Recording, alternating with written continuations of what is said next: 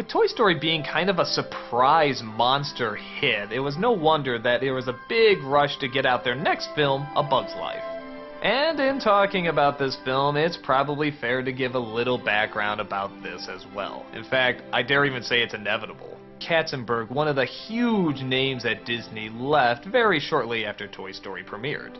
And apparently, Disney and Pixar were already working on their next CG animated film about bugs. Well, Katzenberg left to start up DreamWorks, and guess what? He thinks he owned that great idea about CG animated bugs. So it was a giant race to see who could get their CG family-friendly bug movie out first. That's right, that summer, only within weeks away from each other, we had the movies Ants and A Bug's Life. It was very bizarre. So kind of harsh to say, it does make sense to actually compare these movies just a little bit. Ants came out first.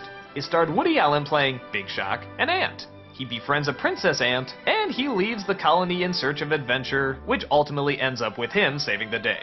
Then you have A Bug's Life. This also stars an ant, who befriends a princess, who leaves the colony in search of adventure, and what a shock, saves the day. They sound pretty similar, but in reality they actually are pretty different. Ants was a little bit more like a Woody Allen film, except mixed in with some adventure, action, and so forth. A Bug's Life was much more family-friendly and colorful. Now, I personally think Ants is the better story. I like the characters more, I think visually it was a little bit more interesting, and the idea was a little bit more creative, and the moral was sort of fun at the time. But let's be fair to A Bug's Life and just judge it on what it is. We have an ant named Flip. He's part of a colony of ants that constantly uses a lot of their food rations to feed the grasshoppers. They're led by a meanie played by Kevin Spacey. Essentially, they're just bullies that like to take advantage of the fact that they can push around the ants and they can get them food. But Flip doesn't like that. So he ventures off and tries to find a group of warrior bugs to come in and fight the grasshoppers off. What he finds is a group of circus performers that are confused for warrior bugs. The circus bugs, in turn, confuse the fact that they think they're getting a job to perform. Once they find out the truth, they inevitably try to flee, only to discover that actually they can put together a decent plan to get rid of the grasshoppers. So the race is on to put their plan in motion, put together a device that would stop the grasshoppers forever and return peace to their colony and stop being bullied around. As a follow-up to Toy Story, this one's pretty weak. I guess it's bright and colorful, but the characters just aren't as strong as they were in Toy Story. And on top of that, the elements that made Toy Story so good, like say a very simple setup but with very complex relatable characters, is now thrown away for a kind of complicated setup with very black and white characters. There's an obvious villain, there's an obvious hero. The hero is awkward, but not really that memorable. In fact, most of the ants aren't even really that memorable. I don't remember identities or names or really anything about them. That is, except for the circus bugs. These are the highlight of the film. That's Dennis Leary as a ladybug who's constantly mistaken for a woman. That's David Hyde Pierce as the stick bug who's constantly used as, well, a stick. You have a group of acrobatic bugs who can't speak any English. In fact, I'm not even sure what language that is. You have a ditzy black widow, a fortune teller who can't see 2 feet in front of him, a giant caterpillar with a super thick accent. The list goes on.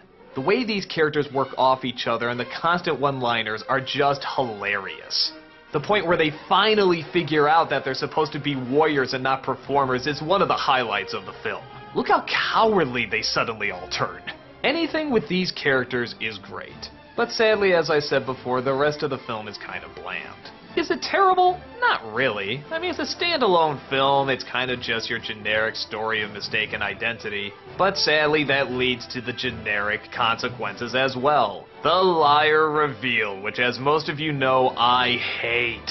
God, I despise this part in movies where you know the hero's just gonna be taken back, but because they found out the person was a liar, they have to throw him out and act like he's not part of the group. What? Hey, wait a minute, this is actually a good idea. And it turns out to kind of work in the end.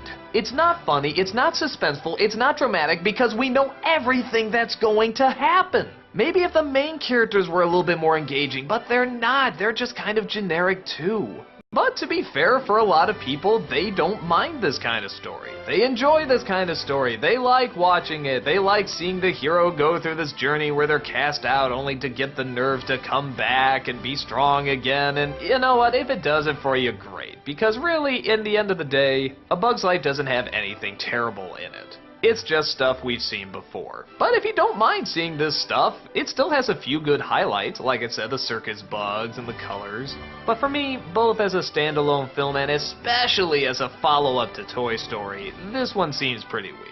I don't hate it, I just don't think it's especially strong. The circus bugs are great, sometimes the grasshoppers look cool, but the story and characters for me are sadly minuscule.